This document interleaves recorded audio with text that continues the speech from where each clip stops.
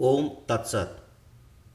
Bhagavad Gita, Chapter 1, Arjuna's Spiritual Conversion Through Sorrow. Dasharatha said, O Sanjaya, after assembling in the place of pilgrimage at Kurukshetra, what did my sons and the sons of Pandu do, being desirous to fight? Sanjaya said, O king, after looking over the army gathered by the sons of Pandu, King Duryodhana went to his teacher and began to speak the following words. O my teacher, behold the great army of the sons of Pandu, so expertly arranged by your intelligent disciple, the son of Drupada. Here in this army are many heroic bowmen, equal in fighting to Bhima and Arjuna. There are also great fighters like Yudhana, Virata, and Drupada.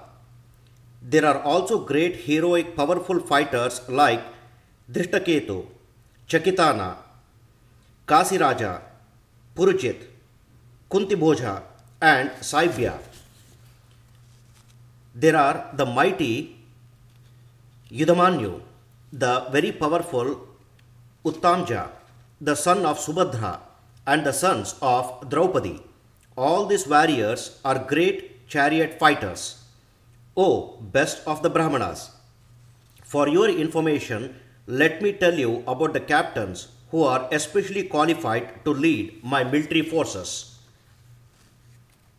Ashwathama, Vikarna, and the son of Somadatta called Bhurishrava, who are always victorious in battle. There are many other heroes who are prepared to lay down their lives for my sake. All of them are well equipped with different kinds of weapons and all are experienced in military science.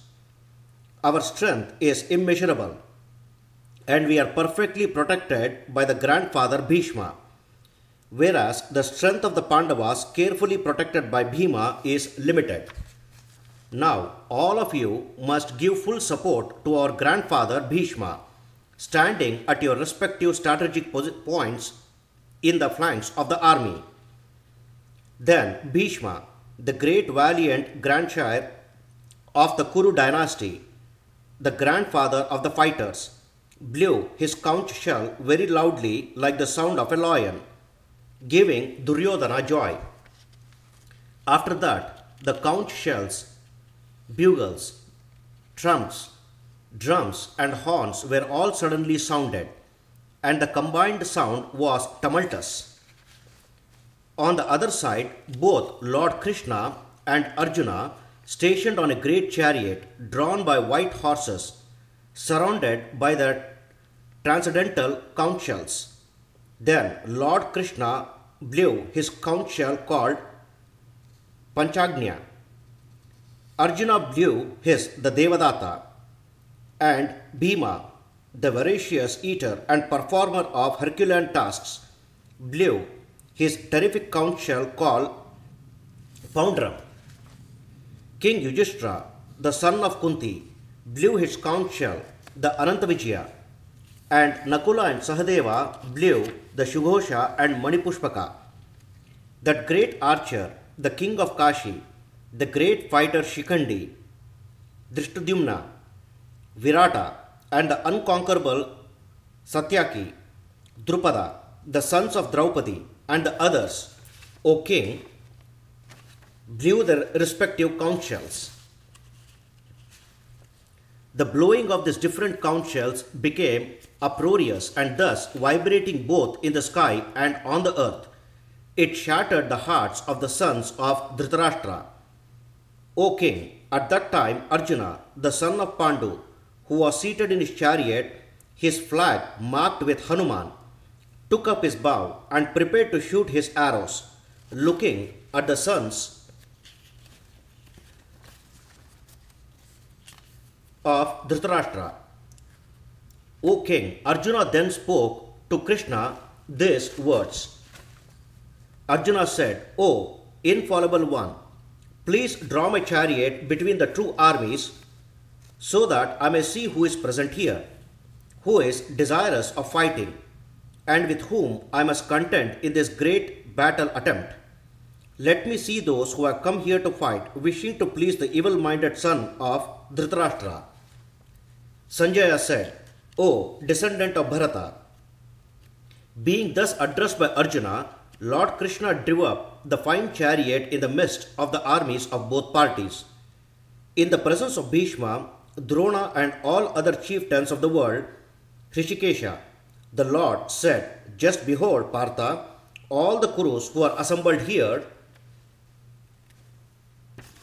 There Arjuna could see within the midst of the armies of both parties his fathers, grandfathers, teachers, maternal uncles, brothers, sons, grandsons, friends, and also his father-in-law and well-wishers all present there. When the son of Kunti, Arjuna, saw all these different grades of friends and relatives, he became overwhelmed with compassion and spoke thus. Arjuna said, My dear Krishna, seeing my friends and relatives present before me in such a fighting spirit, I feel the limbs of my body quivering and my mouth drying up. My whole body is trembling and my hair is standing on end. My bow, Gandiva, is slipping from my hand and my skin is burning. I am now unable to stand here any longer. I am forgetting myself and my mind is reeling. I foresee only evil. O killer of the Kesi demon, I do not see how any good can come from killing my own kinsman in this battle, nor can I, my dear Krishna, desire any subsequent victory, kingdom or happiness.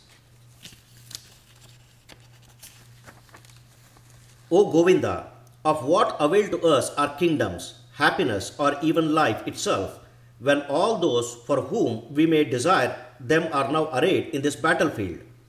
O Madhusudana, when teachers, fathers, sons, grandfathers, maternal uncles, father-in-law, grandsons, brother-in-law, and all relatives are ready to give up their lives and properties and are standing before me, then why should I wish to kill them, though I may survive?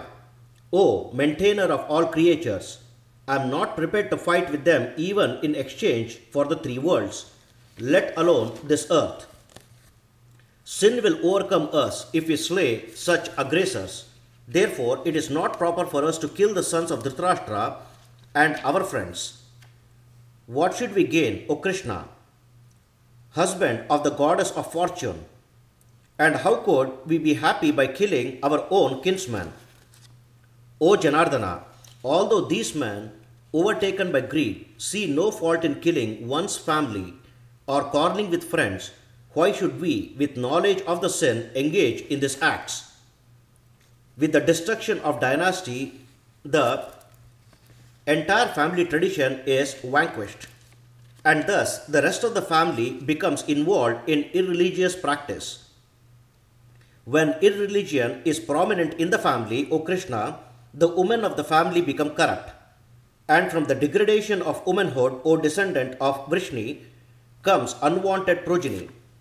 When there is increase of unwanted population, a hellish situation is created both for the family and for those who destroy the family tradition. In such corrupt families, there is no offering of oblations of food and water to the ancestors.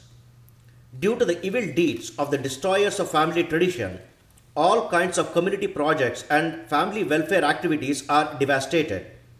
O Krishna, maintainer of the people, I have heard by disciple succession that those who destroy family traditions dwell always in hell. Alas, how strange it is that we are preparing to commit greatly sinful acts, driven by the desire to enjoy royal happiness. I would consider it better for the sons of Dhritarashtra to kill me unarmed and unresisting, rather than to fight with them.